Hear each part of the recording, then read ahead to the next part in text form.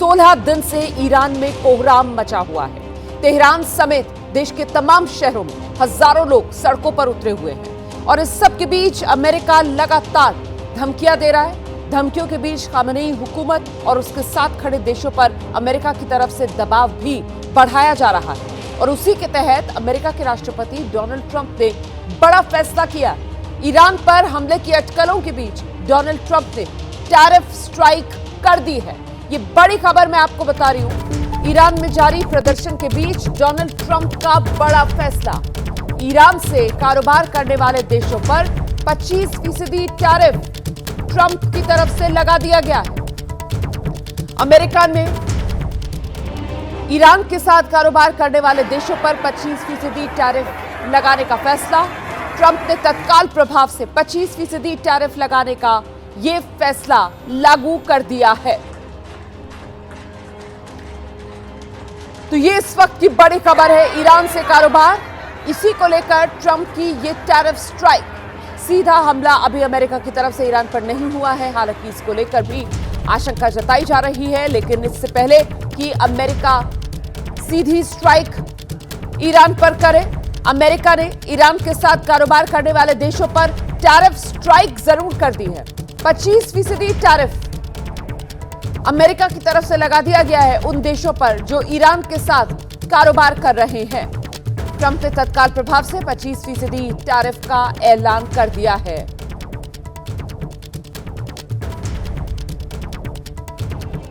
तो Donald Trump ने बीती रात ट्रुथ सोशल पर पोस्ट कर बता दिया कि जो भी देश ईरान के साथ व्यापार करेगा उस पर अमेरिका के साथ व्यापार में 25% टैरिफ लगाया जाएगा। उन्होंने बताया है कि यह फैसला तत्काल प्रभाव से लागू होगा। हालांकि व्हाइट हाउस की तरफ से इस टैरिफ को लेकर अभी तक आधिकारिक दस्तावेज जारी नहीं किया गया, लेकिन डोनाल्ड ट्रंप ऐलान कर गए और यह फैसला ऐसे वक्त में लिया गया जब ईरान में सरकार विरोधी प्रदर्शन चल रहे हैं। इन प्रदर्शनों में 600 से ज्यादा लोग अभी तक मारे जा चुके हैं। आपको बता दें, ईरान पर अमेरिका पहले ही कड़े आर्थिक प्रतिबंध लगा चुका है और अब ये टैरिफ लागू होने पर ईरान के साथ व्यापार करने वाले जो अन्य देश हैं, जाहिर सी बात है उनका बजट बिगड़ेगा, तो वो 10 बार सोचेंगे अब ईरान के साथ आगे व्यापार करने पर। सीधे आपको लेकर चलेंगे, हमारे साथ हमारे सहयोगी विशाल पांडे इस वक्त मौजूद हैं और जरा विशाल से जानते हैं। कुल मिलाकर विशाल, ईरान को अलग थलग करने की ये अमेरिका की नीति नजर आ रही है इस टैरिफ स्ट्राइक के जरिए।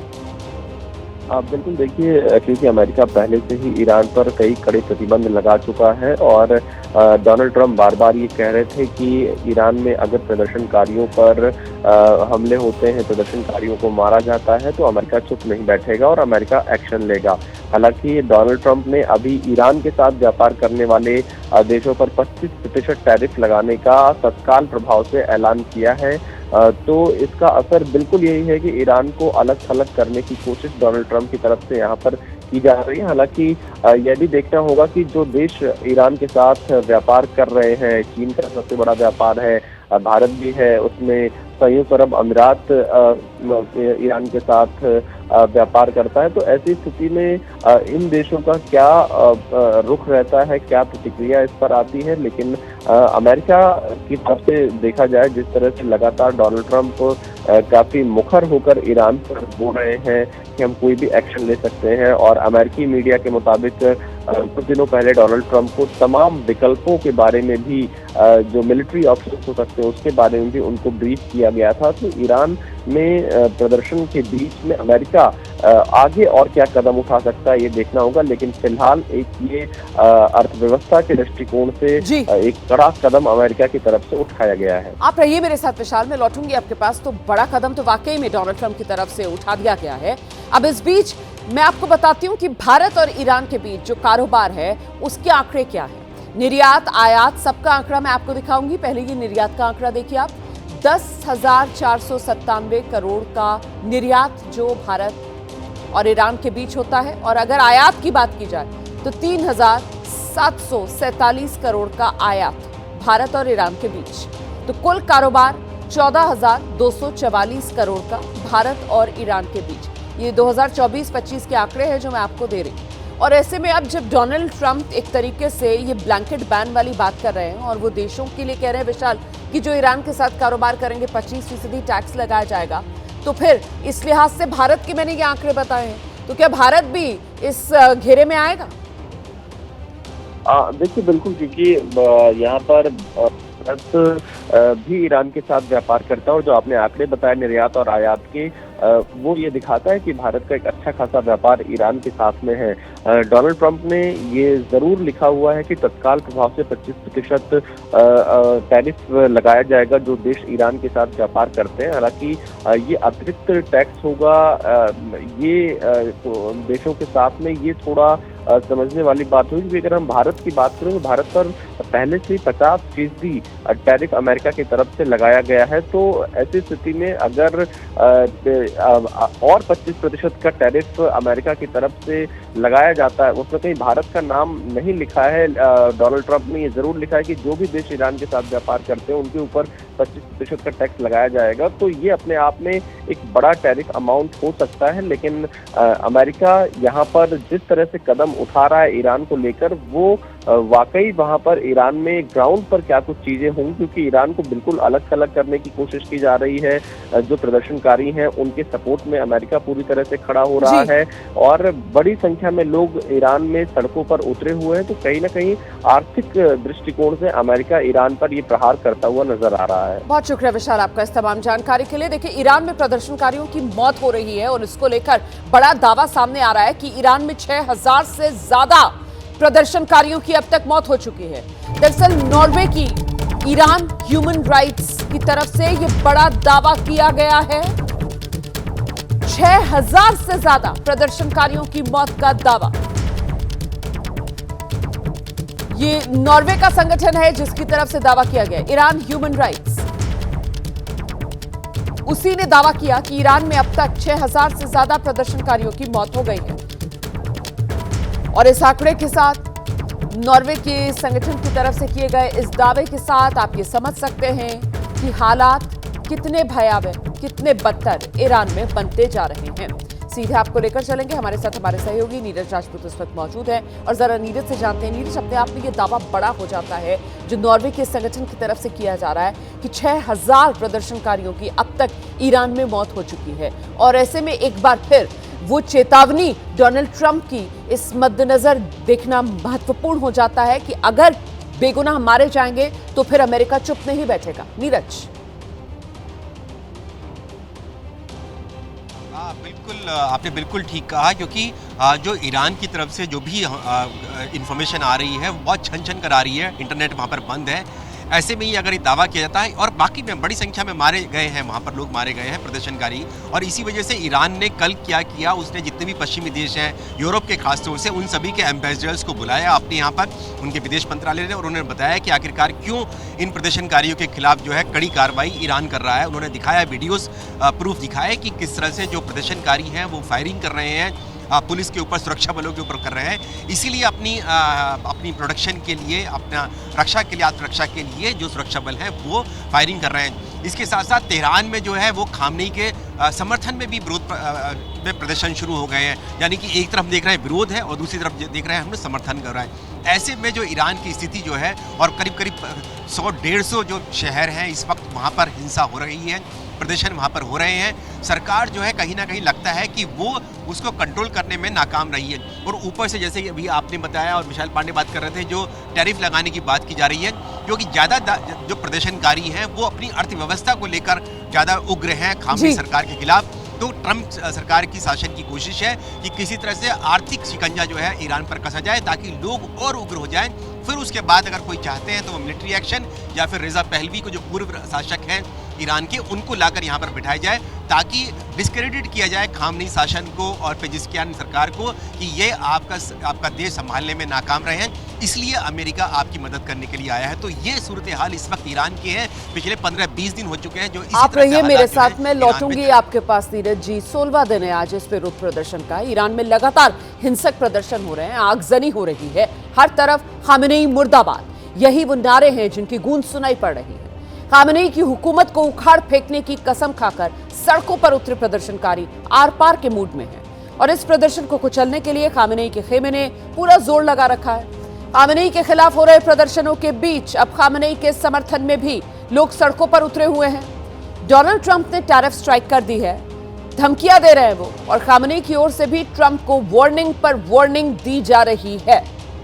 आगे बढ़ेंगे, अगली खबर का रुख करेंगे भारत के पड़ोसी देश बांग्लादेश की। अब मैं बात करने जा रही हूं, यहां एक और हिंदू की हत्या कर दी गई। बांग्लादेश के फेनी जिले में दागन भुइयां में रविवार रात अज्ञात बदमाशों ने 28 साल का हिंदू युवक समीर कुमार दास उसकी हत्या कर दी। ऑटो रिक्शा इस युवक का लूट लिया गया। समीर रविवार को जब देर रात तक घर नहीं लौटा तो परिजनों ने उसकी तलाश शुरू की। इसकी शिकायत पुलिस पे की गई। तलाश के दौरान रात करीब 2 बजे गांव के एक खेत में स्थानीय लोगों को समीर का शव मिला। पुलिस ने जांच शुरू कर दी है। हालांकि अभी तक किसी की गिरफ्तारी नहीं हुई है, लेकिन एक और हिंदू युवक जिसकी हत्या कर दी गई, इस युवक का ऑटो रिक्शा भी लूट लिया गया। ऑटो चलाता था ये युवक, और तस्वीर देखिए आप किस तरीके से परिवार बिलख रहा है। बांग्लादेश में बीते 25 दिन के दौरान हिंदुओं की हत्या की ये 8वीं घटना है। 12 दिसंबर 2025 को ढाका में इनकलाब मंच के नेता शरीफ उस्मान हादी को गोली मारी गई थी, जिनकी सिंगापुर में इलाज के दौरान मौत हो गई थी। और इस घटना के बाद से बांग्लादेश में हालात लगातार बिगड़ रहे हैं। बांग्लादेश में अल्पसंख्यकों पर हमले बढ़ते जा रहे हैं। रोते बिलखते समीर के परिवार के लोगों को आप देख रहे हैं। देखिए किस तरीके से बूढ़ी मां रो रो कर अपना दर्द बयां कर रही है। समीर दास से पहले पिछले 25 दिन में बांग्लादेश में 7 और हिंदुओं की हत्या हुई है। देश में जैसे जैसे फरवरी में होने वाले आम चुनाव की तारीख नजदीक आ रही है, सांप्रदायिक हिंसा बांग्लादेश में लगातार बढ़ रही है। 17 करोड़ की आबादी वाले मुस्लिम बहुल बांग्लादेश में 2024 से ही हालात खराब हैं। बांग्लादेश में धार्मिक भेदभाव के खिलाफ काम करने वाले मानवाधिकार संगठन बांग्लादेश हिंदू बौद्ध ईसाई यूनिटी काउंसिल ने देश भर में अल्पसंख्यक समुदायों पर बढ़ते हमलों को लेकर गंभीर चिंता जताई है। इससे पहले भारत ने भी मुस्लिम बहुल बांग्लादेश में अल्पसंख्यकों खासकर हिंदुओं पर हमले की कड़ी आलोचना की है।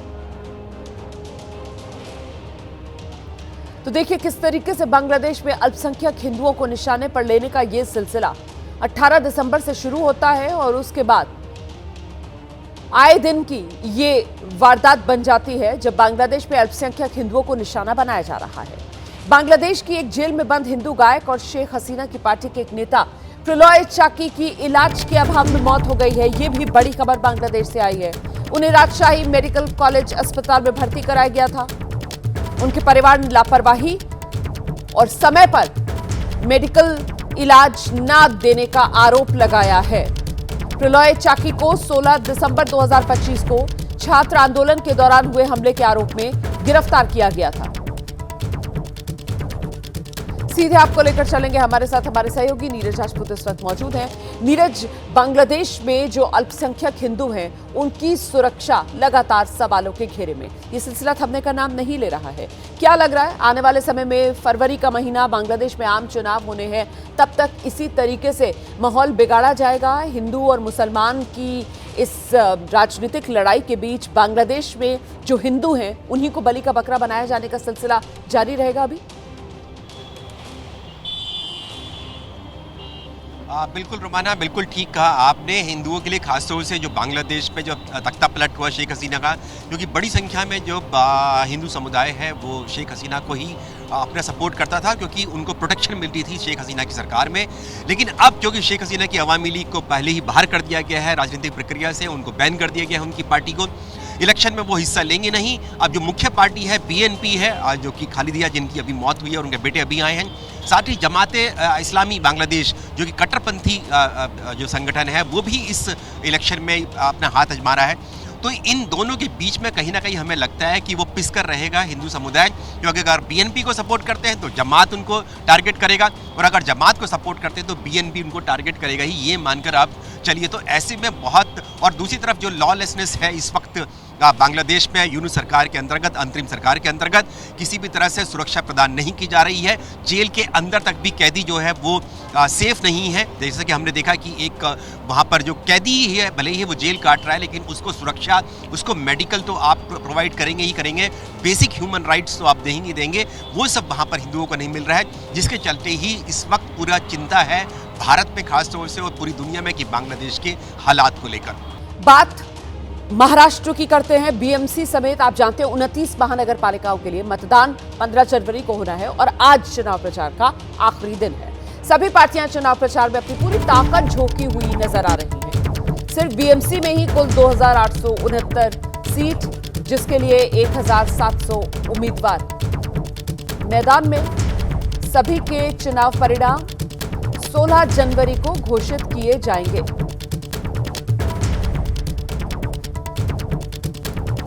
तो महाराष्ट्र में निकाय चुनाव के लिए प्रचार का आज आखिरी दिन है। बीएमसी समेत 29 महानगर पालिकाओं में 15 जनवरी को वोटिंग होगी और फिर 16 जनवरी वो तारीख है जब नतीजे आपके सामने होंगे। बीएमसी चुनाव के लिए सभी पार्टियों ने कमर कस ली है। लंबे इंतजार के बाद मुंबई बीएमसी चुनाव हो रहे हैं और उसको लेकर लोक लुभावन वादे सब पार्टियों की तरफ से किए गए। वहीं नगर निकाय चुनाव के प्रचार में ज़बानी हमले भी खूब हो रहे हैं। उद्धव और राज ठाकरे पर महायुति ने पलटवार कर दिया है। मुंबई के शिवाजी पार्क में सीएम देवेंद्र फडणवीस ने एक बार फिर कह दिया, बीएमसी में सिर्फ मराठी व्यक्ती ही सत्ता संभालेगा। ही मराठी माणसाच्या अस्तित्वाची निवडणूक नाही आणि तुम्ही या ठिकाणी आम्हाला सांगता आपलं अस्तित्व संपून जाईल। अरे मराठी माणसाच्या अस्तित्वाची लढाई नाहीये, तुमचं अस्तित्व पणाला लागलेलं आहे आणि म्हणून पुन्हा एकदा सांगतो, तुम्ही म्हणजे मराठी नाही, तुम्हीच म्हणजे महाराष्ट्र नाही, तुम्ही म्हणजे मुंबई नाही, मुंबई म्हणजे ही बसलेली जनता है। तो बीएमसी चुनाव की दौड़ में असदुद्दीन ओवैसी की पार्टी एआईएमआईएम भी है। असदुद्दीन ओवैसी के भाई अकबरुद्दीन ओवैसी ने चुनाव प्रचार के दौरान प्रधानमंत्री मोदी और बीजेपी पर जमकर निशाना साधा। चाहे तू कितना भी जुल्म कर ले, ऐ जालिम, तू थक जाएगा लेकिन हिंदुस्तान का मुसलमान नहीं थकेगा। हमारे इस पैगाम को हमारी कमजोरी ना समझे। हम कमजोर नहीं, हम डरने या घबराने वालों में से नहीं। जब तुम चाहे जब हम नहीं लड़ेंगे, मैं मुकर्रर करूंगा वक्त, कब लड़ना, कैसे लड़ना। और जमहूरियत में याद रखो, सबसे बड़ी जंग, सबसे बड़ी ताकत, सबसे बड़ी कामयाबी क्या होती है? अपने नुमाइंदों को ऐवानों में पहुंचाना। तो बीएमसी के लिए ये दौड़ हो रही है और ऐसे में ये बृहन मुंबई कॉरपोरेशन बीएमसी आखिर अहम क्यों है, अब जरा ये जानिए आप। ये देश की सबसे अमीर नगर पालिका है। बजट सुनकर आप हैरान हो जाएंगे, 74,427 करोड़ का बजट है। बीएमसी का बजट हिमाचल प्रदेश से ज्यादा, और सिर्फ हिमाचल प्रदेश नहीं, 8 छोटे राज्य देश के ऐसे हैं जिनसे बड़ा है सिर्फ बीएमसी का ये बजट। 25 साल तक शिवसेना का कब्जा रहा है बीएमसी पर और 2022 के बाद से बीएमसी के चुनाव हुए नहीं हैं। लंबे इंतजार के बाद अब बीएमसी के ये चुनाव हो रहे हैं। देखिए, दिल्ली के नरेला में एक फैक्ट्री में भीषण आग लगी हुई है। मौके पर फायर ब्रिगेड की टीम्स पहुंची है। आग बुझाने की कोशिश जारी है। भोरगढ़ इंडस्ट्रियल एरिया है ये, और यहां एक फैक्ट्री है जिसमें आग लगी हुई है। तस्वीर आपके सामने देखिए, कैसे घना धुआं भीतर से बाहर निकलता हुआ।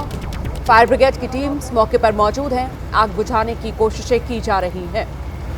तो दिल्ली के नरेला में ये फैक्ट्री है और नरेला का जो भोरगढ़ इंडस्ट्रियल एरिया है वहां ये फैक्ट्री स्थित है। फैक्ट्री के भीतर भीषण आग लगी हुई है। फिलहाल दमकल कर्मी मौके पर मौजूद है। आग बुझाने की कोशिशें की जा रही हैं। काफी हद तक आग पर काबू भी पा लिया गया है।